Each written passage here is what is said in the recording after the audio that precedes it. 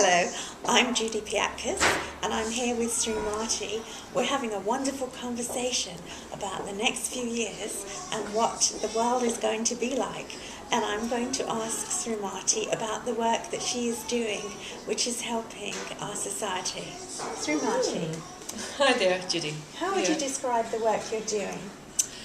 Well, the work I'm doing, I'm trained as a coach, so I provide coaching and mentoring for people, but my specialism is to do with finding inner wisdom. I have a background in spiritual wisdom from my Buddhist years, but nowadays I brought all that into my coaching work, and I work with people to help them connect with that sense of inner direction, to answer their own questions, find solutions to their problems. So that could be people wanting to find out about their personal life, their relationships, or their vocation. But it's also many times talking to people who are running their own businesses. I'm particularly interested in what I call conscious entrepreneurship and ways of us working and trading and prospering and creating in a way that's sustainable and conscious and beneficial in a more holistic sense than just purely for profit. And when people haven't accessed their inner wisdom before in a way that they're aware of, how can they tell when their inner wisdom is advising them?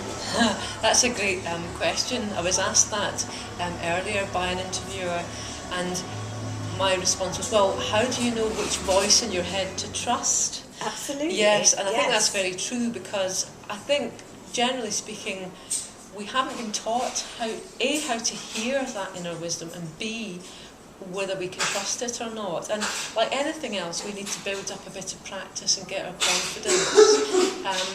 But once we've learned a technique, I've actually created a meditation that specifically shortcuts us straight into our inner wisdom. And it's, even if you're not used to meditating, it's a very relaxing, easy process.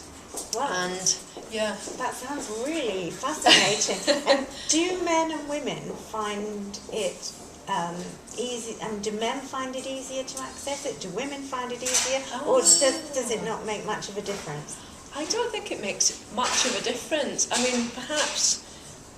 mean, one could describe this as more feminine type wisdom, but that doesn't mean to say that it's not accessible to men. So it is about receptivity, it is about opening up to our more feminine side. Right. But obviously that's equally accessible to men.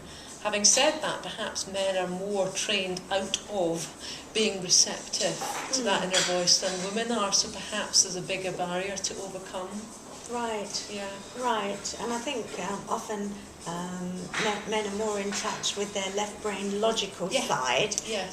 Women are often more comfortable with their right brain side. Yes. But at the same time, we can't generalise about either of them. Very true. And how can you tell when the voice of inner wisdom is giving you good advice? What I do is I check with my body, because when we are aligned with something authentic, when we're aligned with something truthful and good and wholesome, generally there's a feeling of relaxation and expansion in our very body. We can feel it. That's why we call it gut instinct. Right. When we're getting some guidance that is actually not good, we can tell, because it feels there's just more dissonance and distress in the kind of physical signal that we're getting. The Buddha taught this. My background was in Buddhism, and the Buddha taught, well, how do you know if something's a good teaching or a bad teaching? And he answered very simply, as he usually did: if it leads to expansion, if it leads to freedom, if it leads to release, it's a good teaching. If it leads to contraction, if it leads to, closing down, it's a bad teaching. So it's a very, very quick rule of thumb. And as I was saying, like anything, like exercising any muscle, one needs to develop a little bit of skill and sensitivity, but it doesn't take very long, and very soon. And then of course there's the matter of just trying it out. So we might just need to test out our hunches and our intuitions and our inner guidance, and then we get the evidence straight back. And try little things first.